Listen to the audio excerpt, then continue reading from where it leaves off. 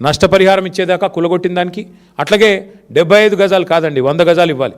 అట్లాగే ఒక్కొక్కరికి 8-10 లక్షలు ఇస్తేనే అది సంపూర్ణమైన న్యాయం చేసినట్టు అవుతుంది. ప్రభుత్వం తన తప్పును తాను తెలుసుకున్నట్టు అవుతుందని చెప్పి కూడా తెలియజేస్తూ ముందు మంత్రులు క్షమాపణ చెప్పాలి. వాళ్ళు ఏం చేసినా మా ప్రభుత్వం వచ్చాక ఈ అంశాన్ని వదిలిపెట్టాం. సమగ్ర విచారణ జరిపించి దీని వెనకాల ఉన్న బ్రోకర్లు, ముందున్న మంత్రులు, వాళ్లకు రక్షణ కవచంలా నిలబడ్డ అధికారులు అందరినీ కూడా తప్పకుండా వారికి we will take them to task, we will take them to, we will bring justice. ఇది మా స్పీకరు సన్మానం చేద్దాం అనుకుంటున్నాం.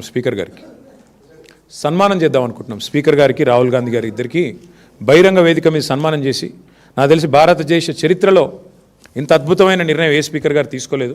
కాబట్టి వారికి మేము సన్మానం చేసి చప్పట్లతో, మంచి దుప్పట్లు కప్పి చప్పట్లతో సన్మానం చేసి బాగా అభినందనలు తెలియజేద్దాం అనుకుంటున్నాం. మా పార్టీ బీఫామ్ మీద ఎమ్మెల్యే గెలిచిండు, కాంగ్రెస్ బీఫామ్ మీద ఎంపీ కొట్లాడిండు. ఇంకేముందన్న విచారణ చేయనికే? రెండు కూడా ఎలక్షన్ కమిషన్ వెబ్సైట్లు ఉన్నాయి. ఏ బీఫామ్ మీద ఎమ్మెల్యేకి పోటీ చేసిండో ఉంది, ఏ బీఫామ్ మీద ఎంపీకి పోటీ చేసిండో ఉంది. ఇక అది కూడా స్పీకర్ గారు రిజెక్ట్ చేసిందంటే అందుకే ఆయనకు తప్పకుండా సన్మానానికి ఆయన అర్హుడు. అయినా మీకు తెలుసు కదా, వికారాబాద్లో మున్సిపల్ కౌన్సిల్లో మా కౌన్సిలర్ ఒక ఆయన ఏకగ్రీవంగా గెలిచిండండి.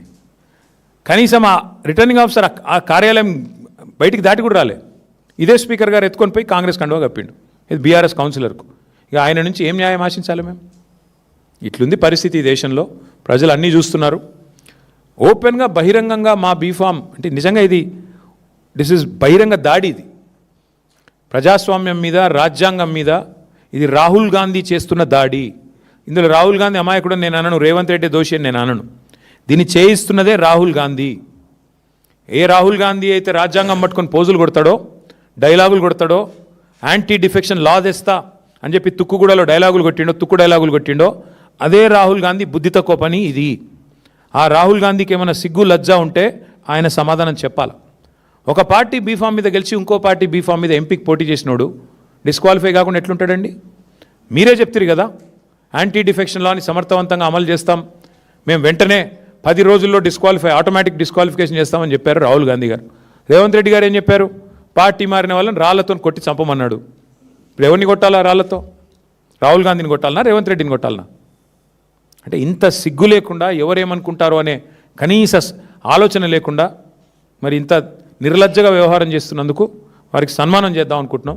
వారు ఒప్పుకుంటే నిజాం కాలేజీలో మంచి మైదానం ఉందాడ, వస్తే మంచి సన్మానం చేస్తాం అందరం వచ్చి.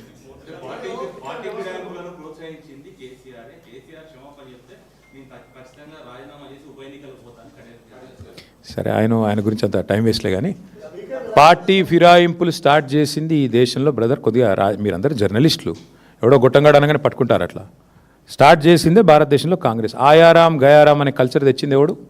కాంగ్రెస్ కాదా? అసలు 2004లో టీఆర్ఎస్కి 26 ఎమ్మెల్యేలు ఉండే. మా 10 మంది ఎమ్మెల్యేలు ఎత్తుకుపోయింది ఎవడు? ఇదే థర్డ్ క్లాస్ కాంగ్రెస్ కాదా? ఎవడు స్టార్ట్ చేసిండు? ఏం మాట్లాడుతుండే ఆయన? కళ్ళు ఉన్నాయా? పోయినాయా పెద్ద మనిషికి? ఇట్లా మాట్లాడొచ్చా? ఏం తక్కువ చేసింది కడియం శ్రీగారికి టీఆర్ఎస్ పార్టీ? 2013లో దేహి అంటూ వస్తే ఎంపీ చేసింది కదా కేసీఆర్ గారు. తర్వాత నిన్ను డిప్యూటీ సీఎం చేసిండు, ఆ తర్వాత ఎమ్మెల్సీ చేసిండు, తర్వాత ఎమ్మెల్యే చేసిండు, నీ బిడ్డకి ఎంపీ టికెట్ ఇచ్చిండు. ఎందుకు ఈ వయసులో గలీజ్ మాటలు మాట్లాడు? బండ కట్టుకొని బాయలేదు చచ్చిపోక అనవసరం ఎందుకు? ఎందుకు ఆ మాటలు నాకు అర్థంగా సిగ్గు లేకుండా ఎందుకు ఆ బతుకు? అది ఏ పార్టీ నువ్వు చెప్పు, నాకు తెలియక అడుగుతా. నువ్వు ఆడనా మొగనా ఏంటి నువ్వు? అదే అంటున్నా, ఎందుకు థర్డ్ క్లాస్ మాటలు, ఎందుకు థర్డ్ క్లాస్ పనులు?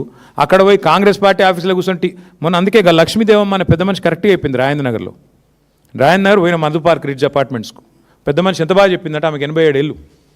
బిడ్డ, ఈ ఎమ్మెల్యే ఇక్కడ ఉన్నోడు కళ్యాణం టీఆర్ఎస్తో చేసుకున్నాడు, కాపురం కాంగ్రెస్తో చేస్తున్నాడు అని చెప్పింది. ఎంతకంటే ఏం చెప్పాలి? మీ బతుకు గది. ప్రజల దృష్టిలో మీది ఒక హీనమైన బతుకు. మీరు అట్లే బతుకుతాము, ఇక్కడ గెలిచి అక్కడ సంసారం చేస్తామంటే మీ కర్మ, మేమేం చేస్తాం?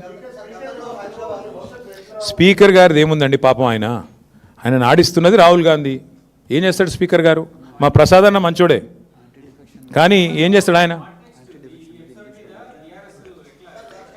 All I'm saying is, see, the Speaker of the Telangana Legislative Assembly is under tremendous pressure from Mr. Rahul Gandhi. Rahul Gandhi is joke of a leader. On the one hand, he flaunts the Constitution of India. He continues to maintain that he is the savior, the vanguard of Constitution of India. And he also talks about defections and how automatic disqualification should be brought in. न्याय पत्रा करके दिखा के बात कर रहे थे यहीं पे तेलंगाना में. And he's such a big joker that today his own party and his own speaker, अरे यहाँ पे टीआरएस के एमएलए जीतते हैं, उसको आप उठा के ले जाके कांग्रेस का बी फॉर्म देके सिकंदराबाद से पार्लियामेंट लड़ाते हो. उस आदमी को डिस्क्वालीफाई करने में क्या क्या तहकीकात, क्या जांच, इसमें क्या इन्वेस्टिगेशन है? एक अंधे को भी दिख रहा है ना कि एमएलए जीता टीआरएस से, वही एमएलए का इस्तीफा दिए बगैर जाके एमपी लड़ा वो कांग्रेस से. सोचने की क्या चीज है इसमें? इसलिए मैं बोलता हूं Rahul Gandhi is the biggest joker and such jokers should answer the people of Telangana कि अब क्या चला रहे हो, आप सरकार चला रहे हो, सर्कस चला रहे हो. एक तरफ बोलते हो न्याय पत्रा, इतना अन्याय करते हो तेलंगाना के साथ, और कुछ भी बकवास. शुरू किसने किया ये कल्चर डिफेक्शन का? आया राम गया राम, यही राहुल गांधी की दादी इंदिरा गांधी ने स्टार्ट किया. आया राम गया राम आया कहां से?